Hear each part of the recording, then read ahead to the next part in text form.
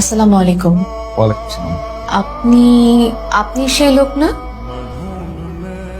ভেতরে আসুন। মা, আসসালামু আলাইকুম। ওয়ালাইকুম আসসালাম। আমি রাহাত। উনি বাবার লাগেজ নিয়ে এসেছিলেন।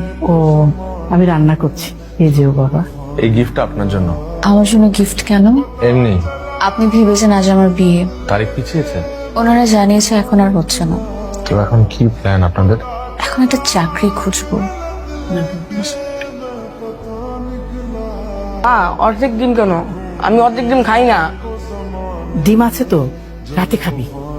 তুমি এই ডিমটা খাও। না থাক।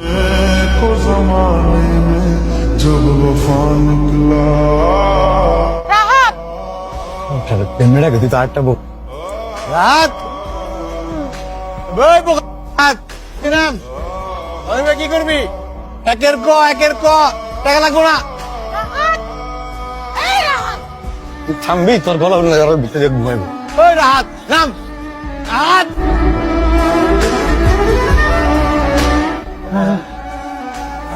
এক্সকিউজ মি, চিনতে পেরেছেন আমাকে? রাহাত। কোথায় যাচ্ছেন? বাসায় যাচ্ছিলাম। উঠুন, নামিয়ে দিন। না না, আপনাকে কষ্ট করতে হবে না, আমার বাসা বেশ দূরে, আর একটু হাঁটলেই বাস পেয়ে যাবো। তা তো পাবেনি, আমার হাতে অনেক সময় আছে। আপনি উঠুন, আমি নামিয়ে দিচ্ছি। থাকুক না। গিয়েছিলেন কোথায়? একটা অফিসে গিয়েছিলাম সিভি জমা দিতে। হবে মনে হয়। হোক আর না হোক, চেষ্টা তো চালিয়ে যেতে হবে। আচ্ছা, আপনার সিবির একটা কপি আমাকে দেওয়া যায়? ওই আমার কিছু অপশনস আছে। আপনি লাঞ্চ করেননি তো না? না, বাসায় যে খাবো। আমি বাইরের খাবার খুব একটা পছন্দ করি।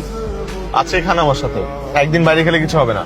আপনার ব্যাপারে তো কিছু জানাই হলো না, আপনার ব্যাপারেও কিছু বলুন। আপনি শুরু করছেন না কেন?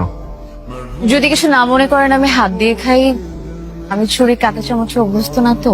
হ্যাঁ প্লিজ, আমাকে নিয়ে বলার মতো কিছুই নেই আসলে। এটা বলতে পারি যে I am the black sheep of my family. পরিবারের নষ্ট ছেলেটা আমি। আপনাকে দেখে কিন্তু একদম এরকম মনে হয় না।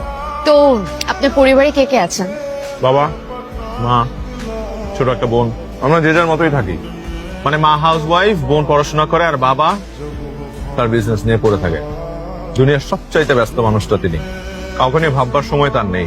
বাসায় এসেও তার ব্যবসার লাভ লোকসান নিয়ে পড়ে থাকে। সেলফিশ। বাবা, কিছু বলতে চাও?